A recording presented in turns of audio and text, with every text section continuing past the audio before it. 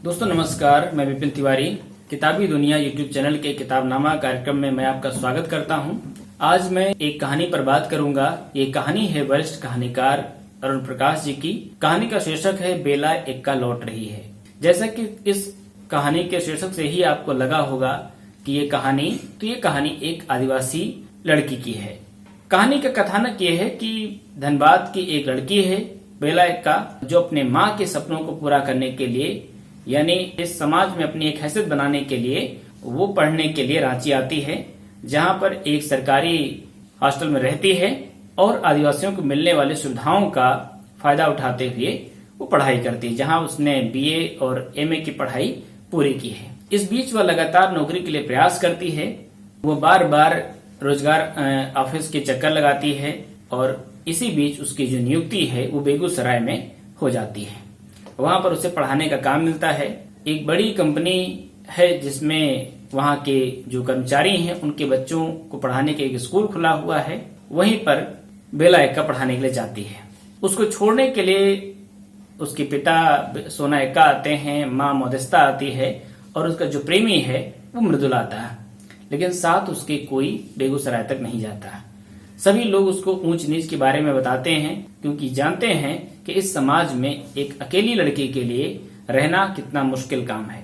वहां वो पहुंचती है, ज्वाइन करती है और ज्वाइन करने के कुछ ही दिन बाद उसे अलग अलग तरीके से प्रताड़ित किया जाता है। यानी वहां जो लोग हैं वो एक अकेली लड़की को सिर्फ और सिर्फ उसे एक भोग की वस्तु के रूप में देखते हैं। वह इन सारी परिस्थितियों से घबराती है और इनको लेकर के वो अपने उच्च अधिकारियों से शिकायत करती है। पता चलता है कि वहां से एक जांच करने वाले एक अधिकारी आते हैं और यहाँ पर पहुंचने के बाद वो विद्यालय के जो वरिष्ठ शिक्षिकाएं हैं उनसे बात करते हैं इस घटना के बारे में, लेकिन सारे लोग अपने को किसी भी तरह से इस घटना से नहीं जोड़ते हैं, अपने को एकदम अलग कर लेते हैं और सारी गलती बेला एक्का की ठहरा दी जाती है। कुछ खास गलतियां उसमें बताई जाती हैं कि बेला एक्का को पढ़ाना नहीं आता है, इसलिए वो कंपनी के जो जगदीश सिंह हैं, जो एक उच्च अधिकारी हैं, वो उन पर सवाल खड़े कर रही हैं। बेला एक्का इन सारे हालात से एक तरह से निराश हो जाती हैं। एक दिन वो स्कूल से लौट रही हैं, तब तक 2-3 लोग आते हैं और उनको खूब भद्दी भद्दी गालियां देते हैं और उनको सही हो जाने की बात करते हैं। सही हो जाने का मतलब ये कि वो उस उच्च अधिकारी की जो शर्तें हैं उसको मान लें। बेला एक्का अपना इस्तीफा लिखती हैं और उसी रात अपनी दोस्त को देकर के अपने गांव लौट आती हैं, यानी धनबाद की तरफ चल देती हैं। कहानी बस इतनी ही है, लेकिन इस कहानी का आज के समय के साथ बहुत गहरा संबंध बनता है। बेला एक्का का लौटना सामान्य लौटना नहीं है, उसके उन सारे सपनों का टूट जाना है जो उसकी माँ ने देखे थे, जो उसने खुद देखे थे, और इस समाज में एक सम्मानजनक जो हैसियत पाने के लिए उसने कितनी और किस तरह की यातनाओं से अपने जीवन को आगे बढ़ाया था, इन सब का टूट जाना है। ठीक वैसे ही जैसे आज मजदूरों के लिए जो कुछ योजनाएं बनाई गईं और जिस तरह से उनको लागू किया गया, जो पूरी तरह से असफल साबित हुई, इसके बाद मजदूर अपने घरों के लिए निकल पड़ते हैं। उनके सामने सिर्फ एक ही सपना बना हुआ है कि किसी भी तरह से वो बस अपने घर को पहुंच जाएं। कैसे पहुंचना है, किन हालातों का सामना करते पहुंचना है, इसकी उन्हें फिक्र नहीं है। आपने देखा होगा कि वो टैंकरों में बैठ करके, या यूं कहें कि वो छुप करके अपने घरों की तरफ चल पड़ते हैं।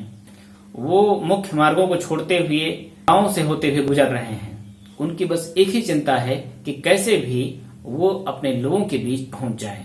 सवाल यहाँ ये उठता है कि जिन शहरों को बनाने के लिए, जिन शहरों को सुंदर बनाने के लिए उन्होंने अपने सिर्फ और सिर्फ सपने ही नहीं, वहां पर अपना सब कुछ समर्पित किया, अपना सब कुछ दिया, वही शहर उनके लिए महफूज नहीं है।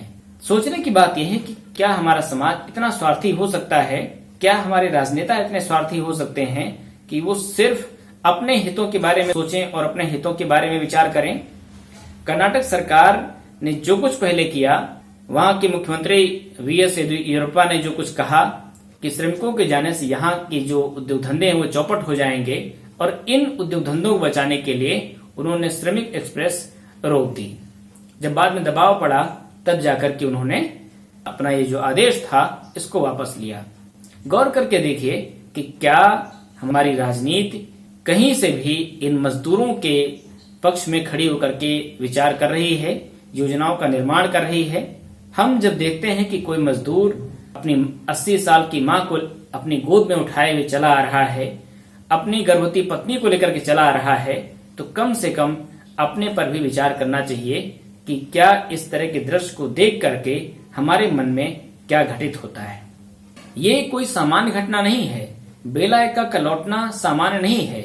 बेला एक्का के लौटने का मतलब ये है कि उस पूरे समुदाय में बेला एक्का की कहानी सुन करके, उसको जान करके आने वाली पीढ़ियों के सपनों का मर जाना। कोई भी अब ये साहस नहीं करेगा कि वो अपने जीवन को बेहतर बनाने के लिए, इस समाज में इज्जत और सम्मान पाने के लिए इस तरह से आगे बढ़े। ठीक वैसे ही मजदूर अब इन शहरों में अपने लिए कोई भी जगह सुरक्षित नहीं पा रहे हैं, इसलिए वो लगातार हजारों किलोमीटर की यात्रा करके अपने गांवों की तरफ चल पड़े हैं। मजदूरों के लौटने का मतलब यह है कि हमारे समाज में उन सारी चीजों का लौट जाना, उन सारी चीजों का खत्म हो जाना जिनकी हम बार बार दुहाई देते चले आ रहे थे।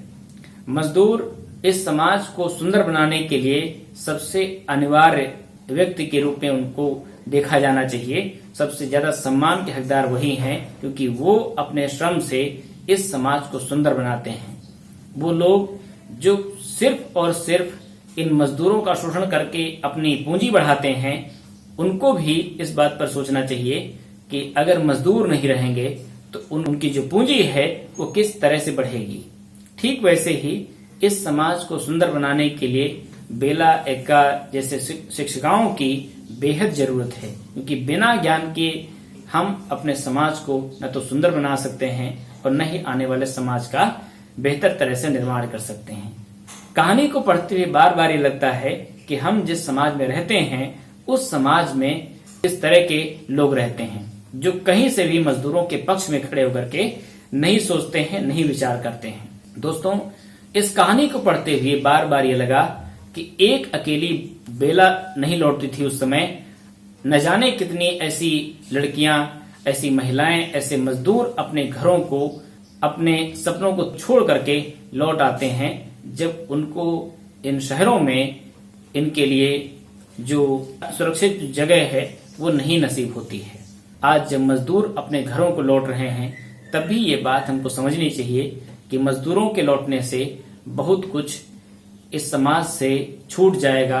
दोस्तों, अगर ये वीडियो आपको अच्छा लगे तो इस वीडियो को लाइक करें, शेयर करें और अपनी राय मुझे कमेंट बॉक्स में जरूर लिखें।